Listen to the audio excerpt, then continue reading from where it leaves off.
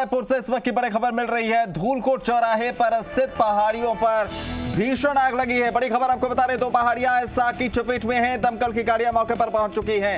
आग पर काबू पाने की पुरजोर कोशिश लगातार जारी है। तो बड़ी खबर इस वक्त आपको बता रहे हैं। अविनाश हमारे सहयोगी इस वक्त लाइव जुड़ रहे हैं, उनका रुख करते हैं। अविनाश, किस तरह ये आग लगी है और कैसी स्थिति है अभी?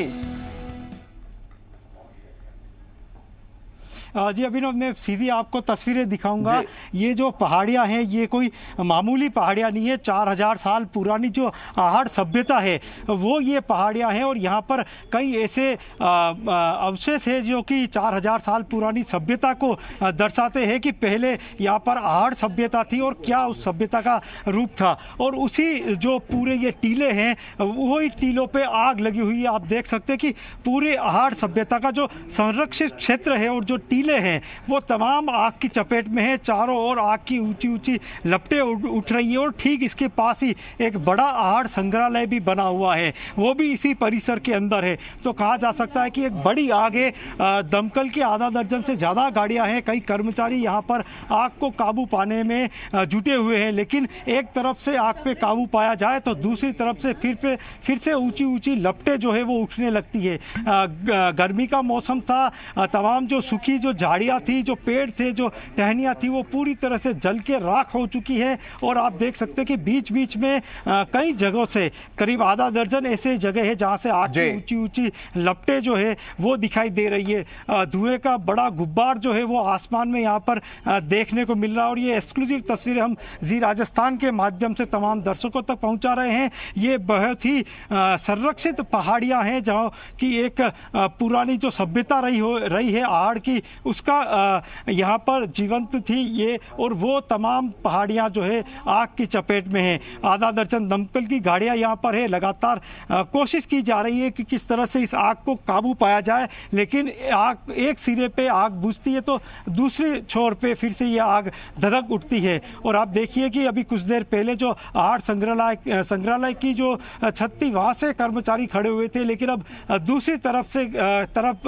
तमाम कर्मचारी गए हैं और वहाँ से आग पर काबू पाया जा रहा है। और आसमान में आप देख सकते हैं कि जैसे बादल होना उस तरह का एक धुएं का गुब्बार यहाँ पर देखने को मिल रहा है। तो कहा जा सकता है कि उदयपुर में एक बड़ा नुकसान आहड़ सभ्यता पर यहाँ पे जो है वो होने से दिखा है। और आप देख सकते हैं कि लोग जो है, क्योंकि अभी कुछ जो आसपास के मकान है वहाँ की छतों से लोग जरूर यहाँ पर देख रहे हैं। लगातार क्या कुछ कदम उठाए गए हैं और कोई प्रशासनिक अमला भी वहां पर, वरिष्ठ अधिकारी कौन कौन पहुंचे हुए हैं?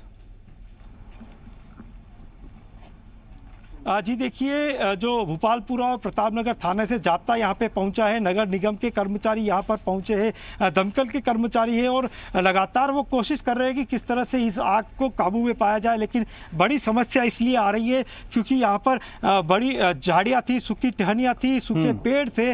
और जब वो सूखी घास ने आग पकड़ ली है तो ऐसे में वहाँ पर आग को काबू करने में काफ़ी परेशानियाँ हो रही है। और मैं कैमरामैन अमानत को कहूँगा कि वो जूम करके वो जगह दिखाए कि जहाँ पे अभी भी ऊंची ऊंची लपटें जो है वो आग की जलती हुई दिखाई दे रही है। जहाँ पे आग को काबू पा लिया गया है वहाँ पे पारंपरिक तरीके से जो कर्मचारी है वो जुटे हुए हैं ताकि वहाँ से फिर से आग जो है वहाँ पे नहीं धधके। लेकिन एक बड़ा हिस्सा जो कि अभी जहाँ पे आग लगी हुई है वो आहड़ संग्रहालय के ठीक पास में ही है। तो ऐसे में यहाँ पे आग को काबू पाना बेहद ज़रूरी है। अगर संग्रहालय के अंदर वाले हिस्से में आग लग गई तो एक कहीं अवशेष ऐसे हैं जो कि बहुमूल्य हैं और सभ्यता को दर्शाते हैं, उनको नुकसान हो सकता है। और जहाँ पर ये अभी आग लगी हुई है वे वही टीले हैं जहाँ पर कि आहड़ सभ्यता थी। और कई ऐसे अवशेष यहाँ पर है जो कि उस समय के काल को दर्शाते थे। और बड़ी संख्या में यहाँ पर पर्यटक और जो इतिहास के जो लोग हैं वो यहाँ पे आके आहड़ सभ्यता से रूबरू होते थे। लेकिन प्रशासन लगातार प्रयास कर रहा है कि अविनाश, इतना जो महत्वपूर्ण बातें आप बता रहे हैं कि सभ्यता को लेकर, और यहाँ पर कई लोग आया करते थे और इतनी बहुमूल्य चीजें, हमारी कह सकते हैं कि विरासत से जुड़ी यहाँ पर चीजें थी, बावजूद इसके क्या यहाँ पर कोई इंतजाम ऐसे नहीं रखे गए थे कि इस तरह की कोई बात हो तो फौरन कार्रवाई की जाए? क्या किसी की निगरानी या फिर अग्निशमन को लेकर कोई इस तरह की व्यवस्था आसपास नहीं थी क्या? जी बिल्कुल, देखिए जो संग्रहालय है वहाँ पे जरूर कुछ अग्निशमन यंत्र रहते हैं कि ताकि अगर अंदर कोई आग लग जाए तो उस पर काबू पाया जा सके। लेकिन ये जो आग लगी है ये टीले हैं आहड़ सभ्यता के, और यहाँ पर बड़ी संख्या में पेड़ हैं, सूखे पेड़, सूखी टहनियाँ और घास फूस थी, और उसी के अंदर आग लगी और धीरे धीरे देखते देखते बड़े हिस्से ने आग को चपेट में लिया। मैं अब जिस कॉम्प्लेक्स के छत पे हूँ वहाँ पे कुछ लोग मेरे साथ में। भैया, कब ये आग लगी थी और क्या आपके पास जानकारी, कैसे, कुछ कितनी देर हो गई है? मैंने कम से कम 1 घंटे पहले, जो हमारे सोसाइटी में जो रहते हैं उन्होंने स्टेटस डाल रखा था, जो इस विंग की तरफ रहते हैं, कि यहाँ पे बहुत आग लगी है करके। तो कम से कम 2 घंटे हो गए आग को लगे हुए। अच्छा, 1.5 आवर अप्रॉक्स हो चुके हैं आग को लगे हुए। तो यूँ क्या नज़ारा था? इस तरफ पूरा ये जल के राख हो चुका है। जब मैंने देखा था तब इस साइड ही लगी थी आग। जब ये पूरा राख होता है, ये जब ऊपर आया तभी यहाँ इस तरफ लगी। अच्छा। तो बिल्कुल आप देख सकते हैं कि जो लोग हैं, आप बताएं मतलब आपको कैसे पता चला, क्या कैसे लगी आग, कितनी देर में? इसने अभी थोड़ी देर पहले मेरे को बताया कि आग लग रही, काला धुआं उठ रहा वहाँ पे। क्या फिर पता चला लाइट भी गई उससे पहले। अभी तो देखा 1 घंटा हो गया, लाइट नहीं है, क्या बात है। बाहर निकल के देखा तो आग लग रही।